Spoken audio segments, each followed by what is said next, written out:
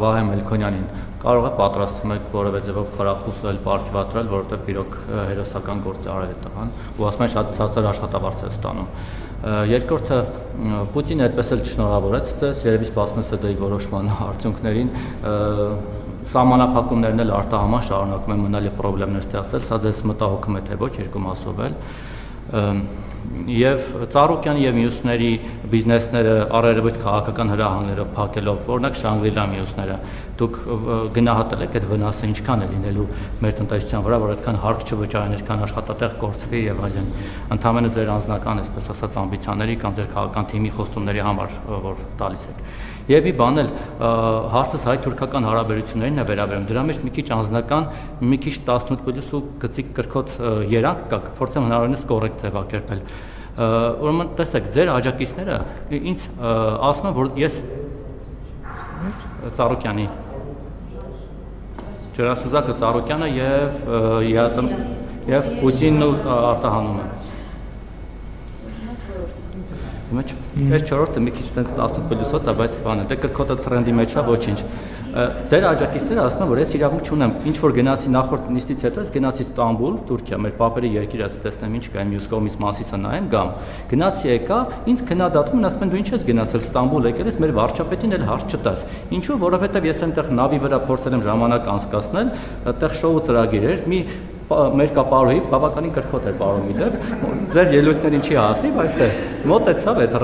որպես ռետոր։ Եկավ, parեց, ես էլ գումար տվեցի, գնաց։ Հիմա ձեր աջակիցները, ընդ որում մարդիկ, որոնք որ ըստ տեղեկությունների ասում են մարմնավաճառությամբ են զբաղվել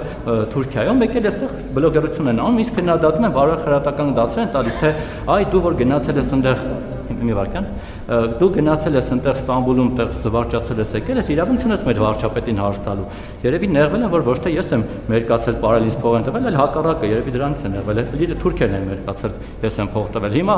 ստացվում է, որ իրենք ձեզ ասոցացնում են Թուրքիայի հետ, եւ կամ դուք դարձել եք Թուրքիայի խորհրդանիշը ըստ ձեր աջակիցների։ Հիմա մի հատ հասկանանք հայ-թուրքական հարաբերությունները դուք այսպես եք պատկերացնում, որ մարդիկ գնան Ստամբուլ տուրիստական այցով հետ կան, հարցակվեն այդ մարդու վրա, ասեն ինչ ես գնացել, կամ այսինքն եթե ես դեռ հարց եմ տալիս, չպետք է գնամ Թուրքիա, իսկ եթե գնացել եմ Ստամբուլ, պիտի կամ ստեղ հարց չտամ, այդ ինչ սինխրոնիզացիա է ձեր եւ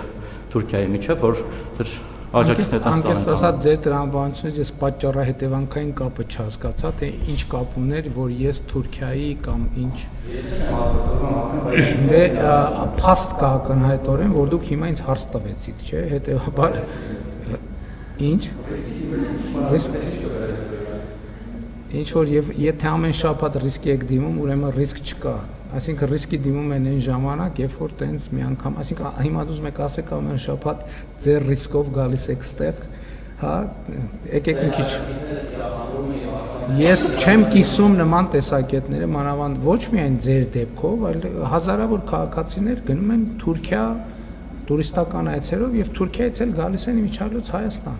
Մենք պատրաստվում ենք բաց սահման ունենանք, մենք պետք է սովորենք, որ մենք պետք է գնանք, իրանք էլ պետք է գան։ Դա էլ եմ ասում, այդ ամեն ինչը իրականում իներցիոն պրոցեսների արդյունք է, այդ իներցիոն պրոցեսները մեզ բոլորիս հատուկ է, որովհետև մենք էլ եմ ասում, մի տնից չենք, բայց մի երկրից ենք եւ բազմաթիվ հարցեր մենք ընկալում ենք նույն կերպ։ Եվ Հայաստանում ինչա դուք չեք նկատել, այս հարցոպատասխանում էլ է շատ տարածված, քաղաքական դաշտում էլ շատ տարածված, Թուրքիա, Ադրբեջան, այդ գործոնները օգտագործել մարդկանց դեմ։ Իբր որ ինչ որ մի բան ուզում են նեգատիվացնել, այ գնացել է ինչ որ մեկը Թուրքիա, այ ինչ որ մեկը, չգիտեմ, բան թուրքական անձեռոցիկա օգտագործում եւ այլն եւ դա եթե մենակ մերոնց մեջ լներ խնդիրը, ես շատ արագ այդ խնդիրը կլուզում։ Խնդիրը դա համընդհանուր է, չեք նկատել այդ երևույթը։ Դուք էլ չեք ասում, դուք էլ ձեր հարցի մեջ էլի այդ փորձեցիք կապ չուներ չնայած, բայց էլի փորձեցիք բերել, ասել, որ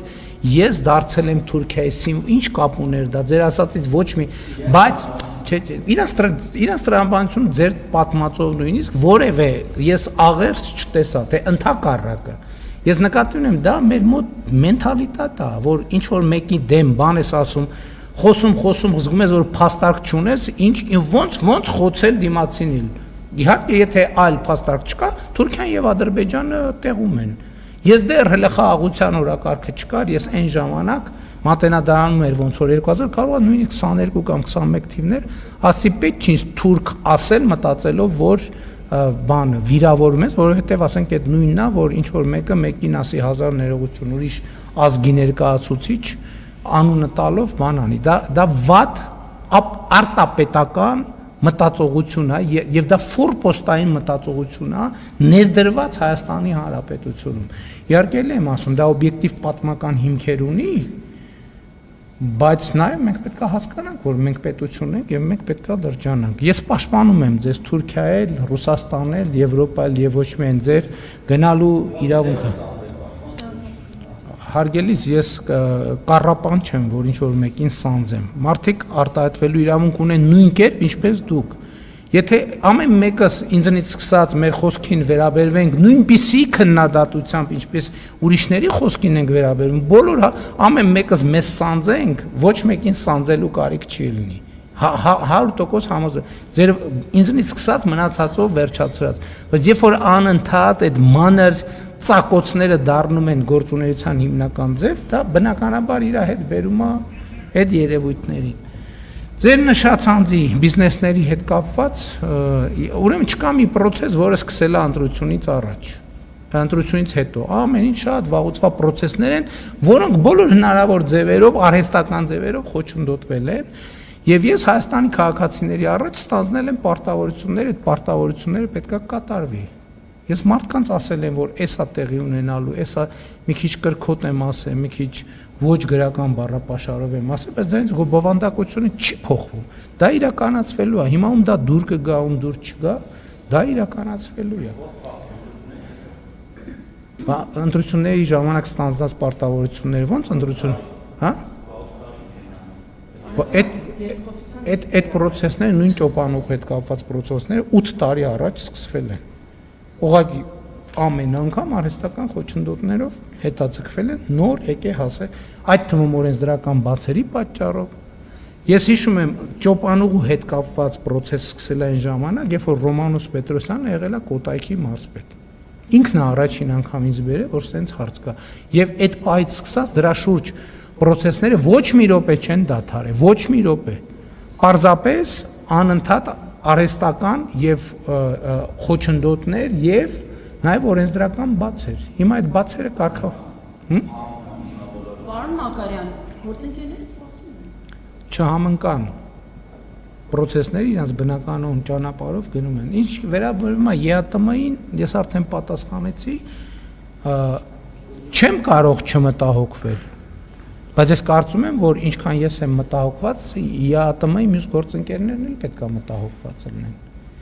Հիմա ասենք ԵԱՏՄ-ի մյուս անդամ երկրները Հայաստանից փորձից մտահոգված չեն, 100% համոզված եղեք, որ մտահոգված են, որովհետև բոլորը հասկանում են, որ նույնը կարող է տեղի ունենա իրանց հետ։ Սա եթե մենք հիմա արագ չկարգավորենք, սա ԵԱՏՄ-ի քայքայումը դարձնելու անխուսափելի։ Ուղղակի անխոս, ոչ թե Հայաստանի մասին չի խոսքը։ Ես ասել եմ, մենք ԵԱՏՄ-ից դուրս գալու խնդիր մեր առաջ չենք դրել։ Պարզապես եթե այս հարցերը չկարգավորվեն, ԵԱՏՄ-ի քայքայումը դառնալու անխուսափելի։ Ասեցի արդեն։ Ասեցի։ Եվ հաջորդ հարցը Ջրասուզակի հետ կապված, իհարկե շատ ցավալի եւ դրամատիկ իրադարձություններ են, համոզված եմ ներքին գործերի նախարարը աշխատանքի գնահատականի վերաբերյալ զեկույցով հանդես կգա եւ մենք որոշում կայացնենք։